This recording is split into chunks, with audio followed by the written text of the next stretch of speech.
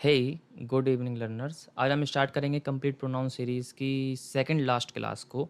इसके बाद एक क्लास और है और उसके बाद आपकी जो कंप्लीट प्रोनाउन सीरीज़ है ना वो कम्प्लीटली फिनिश हो जाएगी। ओके, आज हम पढ़ेंगे जो जेंडर न्यूट्रल प्रोनाउंस होते हैं ना वो होते क्या हैं। आप में से बहुत से बच्चों ने शायद ये पहली बार ही सुना हो। देखो, बात ऐसी है सिंपल सी कि जो दे होता है ना, दे या फिर कुछ प्रोनाउंस होते हैं, ठीक है। वो प्रोनाउंस सुनकर सिंपली हम बता नहीं सकते कि वो किसी एक मेल की बात कर रहे हैं या फिर किसी एक फीमेल की बात कर रहे हैं। उन्हीं प्रोनाउंस को हम बोलते हैं जेंडर न्यूट्रल प्रोनाउंस। मतलब समझ रहे हो ना, अगर आपको कोई ही बोल के कोई सेंटेंस को रिकॉग्नाइज करवा रहा है तो आपको समझ में आ रहा है कि ही किसी ना किसी एक मेल के लिए आया है, शी किसी एक फीमेल के लिए आया है, इट का मतलब है कोई एक लाइफलेस थिंग है। लेकिन अगर किसी ने बोला दे तो आप बता नहीं सकते कि एग्जैक्टली वो किसकी बात कर रहा है, किसी मेल की, फीमेल की। हो सकता है वो सबके सभी मेल हों और हो सकता है वो सबके सभी फीमेल हों।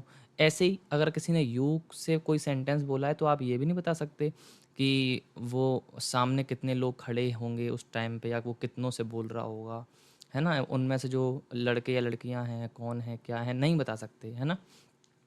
तो उन्हीं को हम बोलते हैं जेंडर न्यूट्रल प्रोनाउंस। आई हो आपको इतना तो समझ में आया होगा। कुछ क्वेश्चंस हैं, उसके बाद हम क्लास को स्टार्ट करते हैं। क्या आप जानते हैं कि जो दे है, दे एक सिंगुलर पर्सन के लिए, मतलब सिंगल पर्सन के लिए भी यूज़ कर लेते हैं हम लोग। अच्छा, यहाँ पर क्या फिल करेंगे बताना। Every doctor must wash blank space hands before surgery. तो हेज आएगा, हर आएगा या फिर देयर आएगा।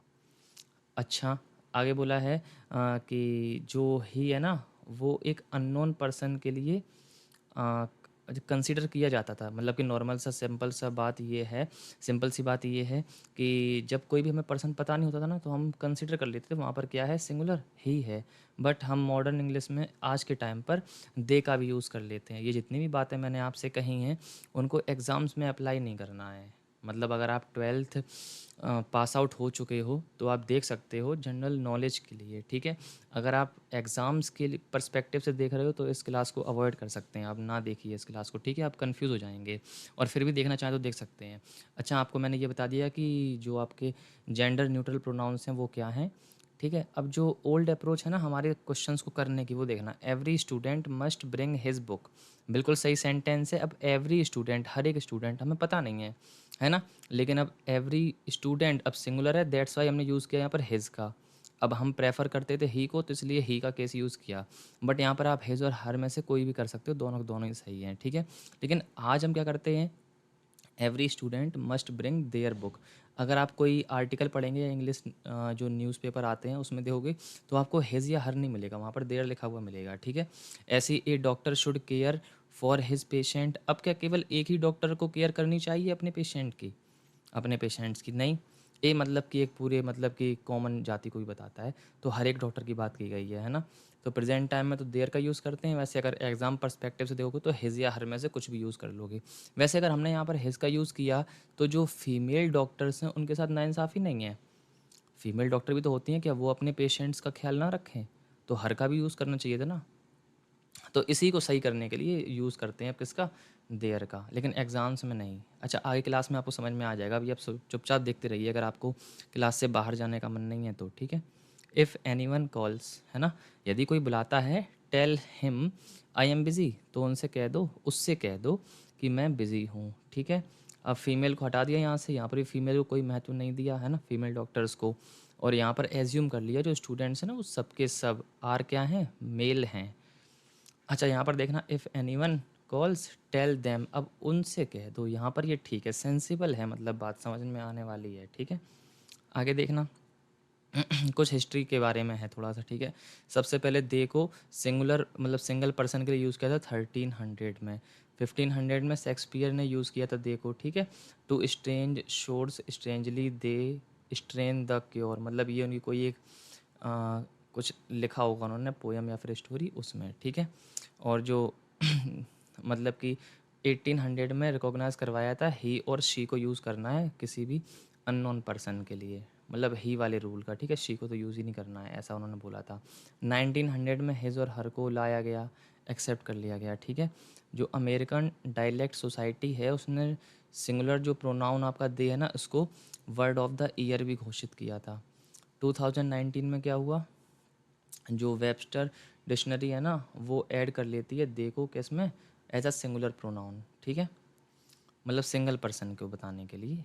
दे सिंगुलर जो दे है ना वो एक्सेप्ट कर लिया अब आज के समय में सभी पूरी दुनिया में, कि वैसे दे का यूज़ हम किसी को आदर सम्मान देने के लिए भी यूज़ कर लेते हैं, ठीक है। तो दे का यूज़ उन लोगों ने अब आज के समय में किस में कर लिया, सिंगल पर्सन को बताने के लिए। सॉरी माफ़ करना, बार बार सिंगुलर सिंगुलर निकल रहा है सिंगल पर्सन की जगह पर।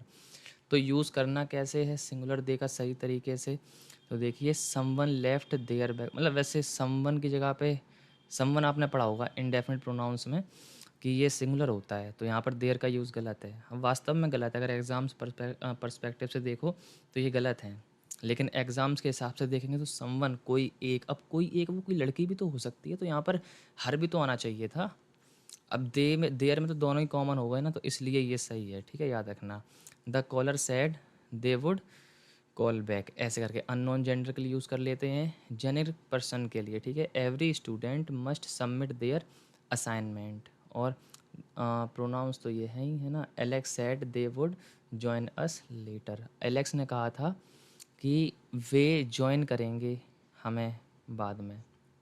My colleague forgot there lunch today, अब कलीग पता नहीं ना कौन है, लड़की भी तो हो सकती है, तो इसलिए यहाँ पर देयर का यूज़ किया है, ठीक। अच्छा ये आपको केस पता ही है ना, दे आपका सब्जेक्ट होता है, देम ऑब्जेक्ट होता है, देयर प्रेसिव केस होता है, प्रेसिव एडजेक्टिव, और प्रेसिव प्रोनाउन में देयर्स हो जाता है, और रिफ्लेक्सिव में प्लूरल है ना, इसलिए तो देम सेल्फ अब यूज़ कर लेते हैं हम लोग, ठीक है, लेकिन आपने वैसे देखा नहीं होगा देम सेल्फ कहीं पर भी लिखा हुआ।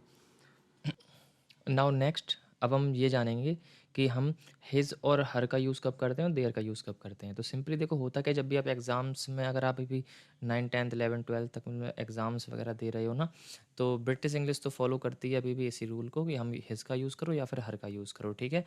प्रेफर करते हैं हिज को ही, तो हिज का यूज़ करना अगर आप एकेडमिक पर्सपेक्टिव से देख रहे हो तो। और नॉर्मल आपको लेटर वगैरह लिखना है या फिर कोई आर्टिकल लिखना है तो आप यूज़ करना देयर का, ओके। तो फॉर्मल एकेडमिक राइटिंग में यूज़ कर लेना या बोर्ड एग्जाम्स में, जैसे लिखा होगा every student must submit his या फिर हर असाइनमेंट, है ना, ऐसे सेंटेंसेज में। और आपको मतलब कि जर्नलिज्म आर्टिकल्स वगैरह लिखने हो, है ना, मॉडर्न राइटिंग वगैरह, एवरीडे इंग्लिश स्पीकिंग कन्वर्जेशन में यूज़ कर सकते हो इसका। तो every student must submit their assignment. देखो आपको मतलब समझ में आ रहा होगा, हिज का यूज़ या फिर हर का यूज़ करोगे ना तो आप तुम एक लोग को छोड़ दोगे, या तो एवरी स्टूडेंट में सबके सबको तुम मान लोगे बॉयज़, या फिर मान लोगे गर्ल्स। अगर गर्ल्स माना तो क्या बॉयज़ नहीं हो सकते थे, अगर बॉयज़ माना तो फिर क्या गर्ल्स नहीं हो सकती थी, है ना। लेकिन अगर तुम दे का केस यूज़ कर रहे हो ना तो उसमें दोनों ही आ जाते हैं, इसीलिए उसको, ठीक है। और बोर्ड एग्जाम्स में याद रखना कि वही यूज़ करने हैं आपको, हिज या फिर हर, ठीक है। अच्छा इससे आगे आप ज़रा सोचो तो देखो, प्लूरल लिखने के लिए आप ऐसे भी लिख सकते हो, every student must bring his book, इसको ऐसे लिख लो, all students must bring their books. तो यहाँ पर ऑल स्टूडेंट्स प्लूरल भी हो गया, तो अब यहाँ पर हिज और हर का यूज़ नहीं कर सकते क्योंकि स्टूडेंट्स तो प्लूरल है ना, तो प्लूरल के लिए प्लूरल वाले केस के हम लोग प्रोनाउंस को यूज़ करेंगे तो देयर ही आएगा वहाँ पर। प्रोनाउन को भी हटा सकते हो ना, every applicant must submit his form. तो अब यहाँ पर हिज की जगह पे हमने द का यूज़ कर लिया, द आपका डेफिनेट आर्टिकल होता है, तो हर एक एप्लीकेंट का फॉर्म है ना, मतलब जितने भी होंगे ना उनके, अब वो ये कुछ डेफिनेट फॉर्म्स हो गए आपके। और यू और वन में भी चेंज करके तुम कर सकते हो, a student should always do his work. अब क्या केवल एक ही स्टूडेंट को नहीं, जनरल बात कर रहे हैं ना, जितने भी स्टूडेंट्स हैं सबको अपना अपना काम करना चाहिए। अब स्टूडेंट तो लड़कियां भी होती हैं ना, तो ये सेंटेंस वैसे है तो सही, लेकिन अगर सेंस निकालो ना सही से तो गलत निकल रहा है, मतलब कि स्टूडेंट तो सिंपल सी बात है ना, लड़कियां भी तो होती हैं स्टूडेंट्स, तो अब यहाँ पर हर भी होना चाहिए था फिर तो, ऐसे पर्सपेक्टिव से देखो तो इसको ऐसे कर लो change, you should always do your homework, या फिर सबसे फॉर्मल वे आपका ये है, one should always do one's homework. अब वन के लिए वन का ही केस आता है, वंस, ठीक है। देयर का यूज़ करके the doctor must care for his patients, तो अब हिज पेशेंट्स है ना, हर पेशेंट्स भी तो हो सकता था, देयर का यूज़ कर लो, सिंपल सबसे बेहतरीन।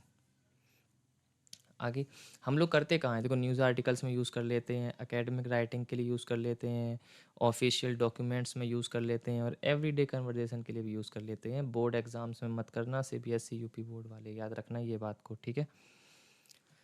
अच्छा ये कुछ सेंटेंसेज हैं, अगर आप 12th पास आउट हो चुके हो तो करने कोशिश करना, नॉर्मल सिंपल ने देख लेना, अगर नहीं हुआ तो स्किप कर देना, ये वाली स्लाइड भी और ये वाली स्लाइड भी। करना चाहो तो कर सकते हो, ठीक है।